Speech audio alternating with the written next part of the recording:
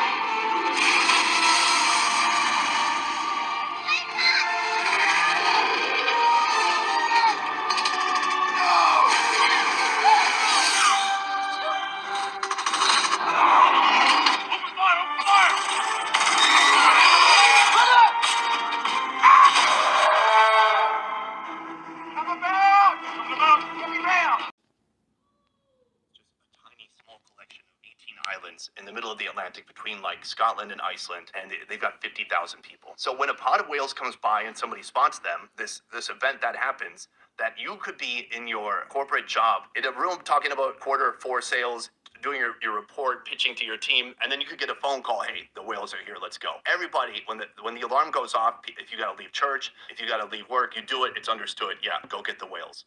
Yes. Even today. Corporate jobs. And so they all get the call, they go down there because the amount of meat you get depends on how much you help out. They have a very detailed system for how to allocate the meat. The process of actually getting the whales though, steer the whales towards the shore. Then once they get close to the bay, they start clanging on the boats and making noise and trying to throw off their sonar. Eventually the whales get close enough to the shore where people can run out from the beach and hook the whales in their blowhole and start pulling them up. What? This is our video that's going to be coming up. Oh my God, this is horrific. Faroe Islands is just... Orcas, or killer whales, have been doing something really weird over the past few years. They are attacking and even sometimes sinking boats. And the most recent incident happened about 3 weeks ago. This was off the coast of Spain, where 3 orcas hit a sailing yacht. They sunk it, and researchers don't really know why this is happening, but there's some speculation that this could be, and get this, a series of coordinated attacks. It sounds so bizarre when you hear it. But joining us now is Jeff Corwin, a biologist and host of Ocean Treks with Jeff Corwin. Jeff, so 15 of these incidents between orcas and boats off the Iberian coast in 2020, is that a lot? How uncommon is it for orcas to come across and interact with boats this way? Guy, I'd say this is some pretty extraordinary orca behavior. These are incredibly intelligent creatures. They learn, they adapt, they discover, and they change their behaviors. They also have all the emotions that human beings would have. They have joy, they have fear, they have malevolence. They're incredibly complex social creatures. And in this case, Gotti, is what we're seeing is a very novel, learned behavior. But the question is, why are they attacking these ships, these sailing vessels? And I mean, when you start thinking about what's going on, it almost paints this picture of, at some point, some orca or the orcas decided that this could have been a threat, and then they had to communicate. It's either the same pod or they had to communicate that with other orcas for this to be going on in different places. Is there a chance that this is all the same pod, the same orcas, or does it seem like it's happening with orcas that may be outside of a family unit? Well, this is likely what we call a residential pod, a residential extended family group. And this is a behavior just like human beings. I just want to quickly say, This is Zariah Ben Yasharallah down here in the Lions Den camp. First and foremost, I want to give all praise and glory to Yahweh, Bahasham, Yahweh Shai, Bahasham, Rakak, Wadash, Ma'amath. A double honor to the elders and apostles of Great Millstone who rule well and teach well. A double honor to my elders as well, Ahara one Ben Yasharallah down here in the Lions Den camp. And a sincere water to the Akim, Dakwatim, and the children that are pushing the truth to believe with sincerity. This lesson is going to be on the videos that you've seen. And when they're talking about pods for whales, a pod is just one family. And when he says a residential pod, the human equivalent would be like an entire community or an entire neighborhood. So there's an entire community of orca whales that have been attacking boats. And the first few videos I played were from the movie Avatar. And I played that clip because it showed the connection that the people had with nature. It showed the connection that the people had with the animals. They didn't see them just as animals. They saw them as beings, you know, because they have the cognitive dissonance of understanding and stuff like that. And just the way the man said it in the video, whales.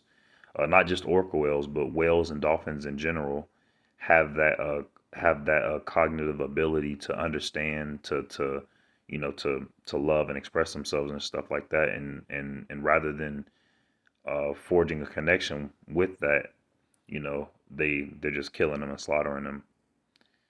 Yeah, I just want to touch on that. Keep going. Through trial and error. It's through learning and through discovery. And what is likely is one orca is teaching another orca, likely a mother teaching its calf, this behavior. Now, there's two theories to why this is happening.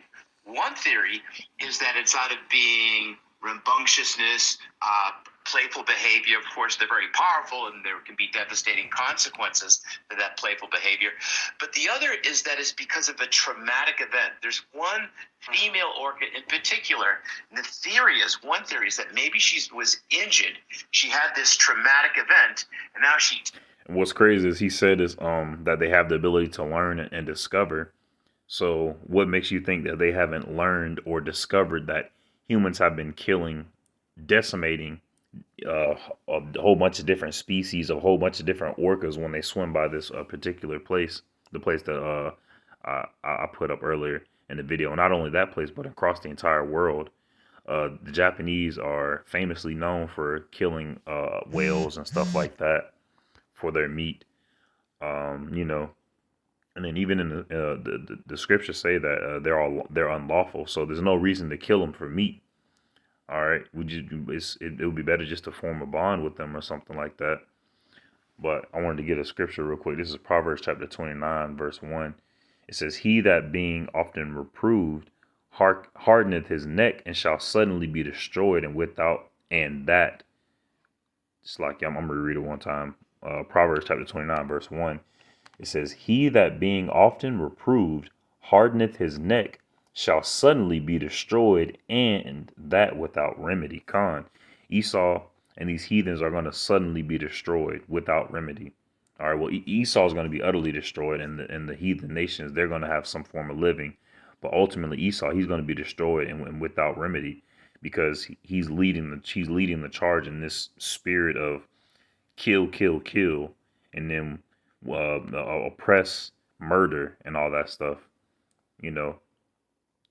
Verse 2, when the righteous are in authority, the people rejoice. All right, so when the righteous are in when things are going right, when things are going correct and in order and smoothly, everyone's going to be okay with that. Everyone's going to be in a peaceable manner, in a peaceful spirit. The people rejoice, but when the wicked beareth rule, the people mourn. The Khan, and that's what we're seeing right now, uproars of the people. And not only uproars of the people, but uproars of the animal kingdom. All right, Most High is putting the spirit is putting a spirit on these, is controlling these animals to do what they're doing against these shipping vessels, ultimately against the humans. And it's funny that that these two guys aren't talking about the human significance that has to play with this. You know, if they're so smart and they're so they're so intuitive. Why isn't he saying, hey, us humans have been fucking up the earth for for a long ass time? He's not saying that. Takes a sailboat as a threat, and she's taught this defensive, then offensive behavior to other members of her pod. Yeah, and it's crazy because orcas, I mean, I grew up watching Free Willy, so it's very easy to anthropomorphize what's happening with a whale in the ocean and their interaction with humans. You are such an incredible resource when it comes to whales. I know that there's some video that you have of a North Atlantic right whale. If we could play that, we'd love to see what we're looking at here. Absolutely, Gotti. This is so important that we all take witness of this, because we may be the last generation to see this creature before our eyes right now. This is the North Atlantic right whale. This is footage from IFAW, the International Fund for Animal Welfare. They're on the front lines with a team of folks trying to save these whales. Right now, Gotti, we only have about 340 surviving right whales. This year, the population is about to collapse, flip to what could be extinction, because they only produced 11 living calves. They're on the brink of disappearing. You can see right now in that footage, Gotti, one of the reasons that why they're disappearing. It's ghost nets. They get entangled in fishing line, and that's something that's created by man and the spirit of Esau to massively fish, to massively decimate a food source, and also, as you see here, entangling and endangering these animals. Suffer tremendously. They also get hit by ships when they wander and migrate into shipping lanes. So those factors, along with the ships are wandering and migrating into their lanes. Climate change is driving this species to the brink of extinction, and we may lose it within our lifetimes. And that's a horrible thing for a population of 300 to suddenly go down to 11 for the new generation. That's a very horrible thing. I wanted to get Genesis chapter 1. I'm gonna read verse 20. It says, and Yahweh said, let the waters bring forth abundantly the moving creature that hath life, and fowl that may fly above the earth in the open firmament of heaven. Verse 21, and Yahweh created great whales, and every living creature that moveth, which the waters brought forth abundantly after their kind, and every winged fowl after his kind, and Yahweh saw that it was good. So just touching on the creation of whales and all the different species of whales that's within that, and just the way that he made these animals. A lot of animals are very instinctive and almost very very instinctual, but with dolphins and with whales, they have a higher cognitive dissonance to understand, to feel. So, some of them make music. Some dolphins, they funny as shit. They like to get high on pufferfish and just play around. It is really cool the way Yahweh Hashem Yahushua made these creatures, and rather than trying to find a way to bridge that gap, Esau's out here decimating them and killing them. I'm gonna get my next scripture. All right, this is 20. This is Isaiah chapter 24. So I'm gonna start at verse 4. It says, "The earth mourneth."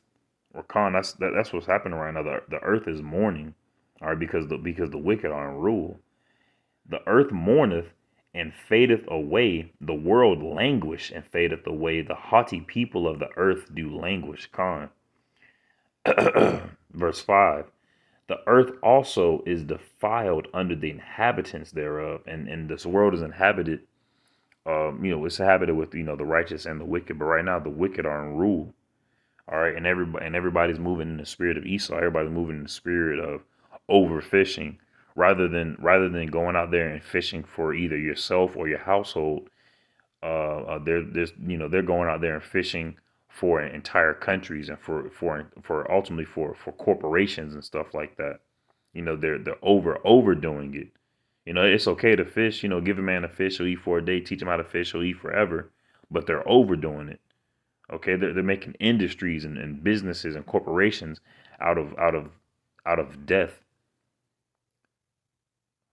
Verse 5 of Isaiah chapter 24, the earth is also defiled, and the earth is also defiled. And, there's a patch of garbage in the middle of the ocean. I forget what ocean is, but there's a huge patch of garbage, and it's called the garbage patch. And all that garbage is from different places around the world, because the trash gets, into the ocean. And I forget how it happened. The trash gets into the ocean, and there's different currents. Let's just say rivers in the ocean, and all the rivers or currents lead to this one place, and they call it the Great Garbage Patch. The Great Garbage Patch in the middle of the ocean. And also even the Shemayim, Esau and these other heathen nations with their satellites and with their rocket ships, they put them out into like the front porch of the Shemayim, and they stay there, or they might get one that's damaged in the trash, or a dead satellite would just be floating in orbit for forever, until they have to clean it up, until the Yahweh Shem Shai, does away with it.